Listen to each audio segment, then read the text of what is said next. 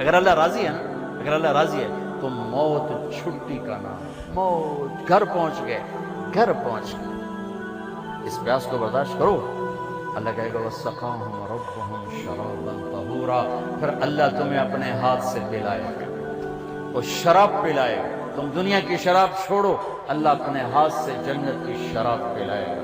تم دنیا میں پاک دامن بن کے رہو، اللہ جنت کی حسین ترین نیک خوبصورت لڑکیوں سے تمہارا نکاح کرے گا، جو مٹی سے نہیں بنی، مشک، عنبر، زعفران اور کافور سے بنی، مشک، عنبر، زعفران، کافور سے۔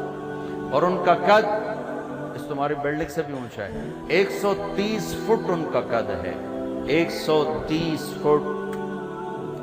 اماں حوا اور ابا آدم 130 فٹ کے تھے۔ یہ وقت کی رفتار نے ہمیں گھسا گھسا گھسا گھسا کے یہ 5 فٹ کر دیا ہے، آگے اور چھوٹے ہو گئے۔ جنت کی لڑکی 130 فٹ پر ہے، تمہیں بھی اللہ 130 فٹ کر دے گا۔ اور لمبے بال حسن ہوتا ہے، حسن ہوتا ہے۔ جنت کی لڑکی کے بال کندھوں پر نہیں ہیں، شانوں پر نہیں ہیں، سر کی چوٹی سے چلتے ہیں اور پاؤں کی ایڑی کا بوسہ لیتے ہیں۔ 130 فٹ لمبے بال ہیں۔ جب وہ یوں سر ہلاتی ہے اور اپنے بالوں کو لہراتی ہے تو پوری جنت میں لاکھوں سورج چمکنے لگتے ہیں، کروڑوں ہر بال میں سے شعائیں نکلتی ہیں۔ جیسے یہ سٹیج کو نہیں سجاتے مختلف رنگوں سے، ایسے اس کے بالوں سے مختلف رنگ نکلتے ہیں، پوری جنت میں روشنیاں پھیل جاتی ہیں۔ اس کے یہ بالوں کا حسن ہے۔ سورج کو انگلی کا پورا دکھائے تو سورج نظر نہ آئے تو چہرہ کیسا ہوگا، جب انگلی ایسی ہے تو چہرہ کیسا ہوگا۔ اور جنت میں نور کی چمک اٹھے گی، جنت ایسے دیکھیں گے، بھائی یہ نور کہاں سے آیا ہے؟ تو کہیں گے فرشتے، ایک لڑکی خامن کے سامنے مسکرائی ہے، اس کے دانتوں سے یہ نور نکلا ہے جس نے جنت کو چمکایا ہے۔ یہ جو ایمان والی عورتیں بیٹھی سن رہی ہیں پریشان ہو گئی ہوں گی، اللہ ان کو جنت کی عورت سے 70,000 گنا زیادہ خوبصورت بنائے گا۔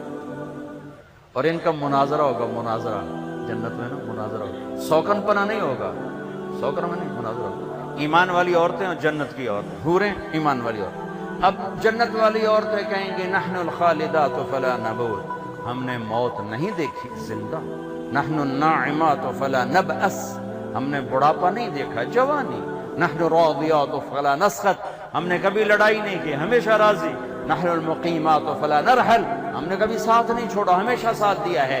یہ چاروں باتیں دنیا کی عورت میں نہیں، جوانی بھی مستقل نہیں، بڑھاپا آتا ہے، اور موت بھی ہے، اور ناراضگی بھی ہے، اور ساتھ کا چھوڑنا بھی ہے، موت آ جاتی ہے ساتھ چھوڑ جاتا ہے۔ اب اس کے جواب میں مومنات کیا کہیں گی؟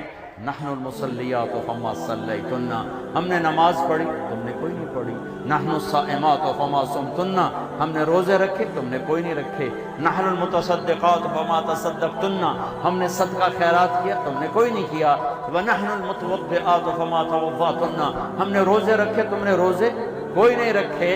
تو حضرت عائشہ فرماتی فغلبنہن، تو ایمان والی عورتیں جنت کی عورتوں پہ غالب آ جائیں، یہاں مردوں پہ غالب وہاں حوروں پہ غالب۔ اللہ کے نبی کی عورتیں بیویوں سے حسن سلوک کرو۔ تمہیں ایک عجب حدیث سناؤں، سب سے پہلے جو طارق جمیل کا عمل تولا جائے گا،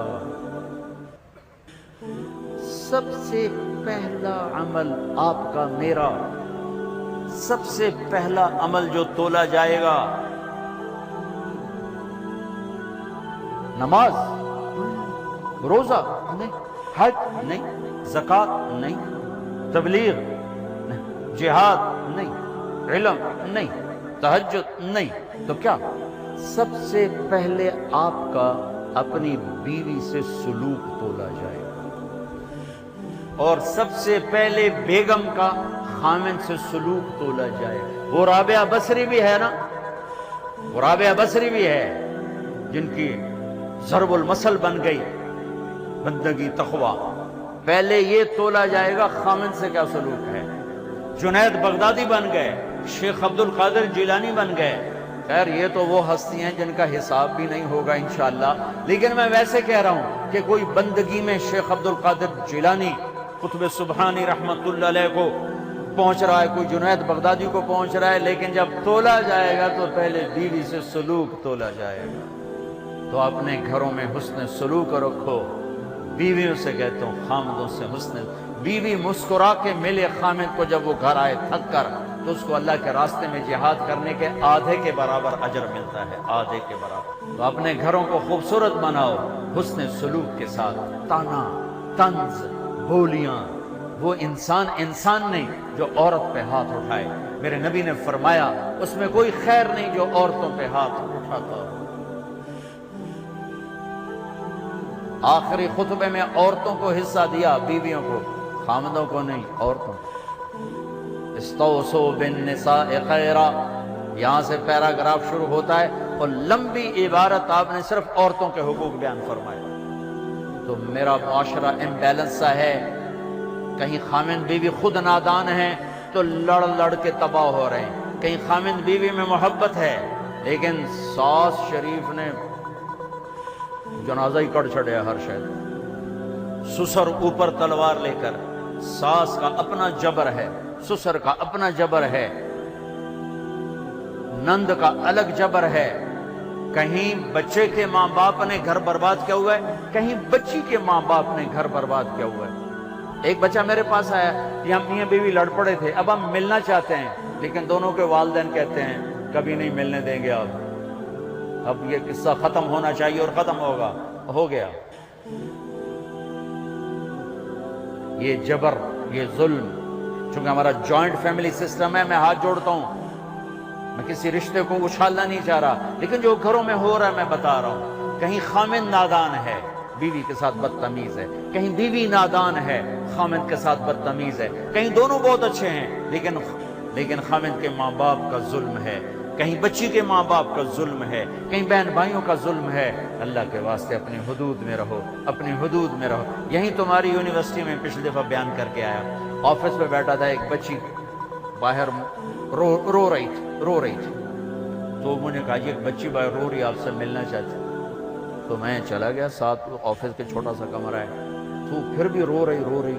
میں سمجھا شاید میرا بیان سن کے کوئی زیادہ اثر لے لیا ہے. وہ کہنے لگی مولانا آپ عورتوں کے حقوق بیان کرتے ہیں لیکن آپ متعلقہ عورتوں کے تو کبھی نہیں بیان کرتے. مجھے یوں لگا جیسے مجھے کسی نے نا خنجر سے دو ٹکڑے کر دیے.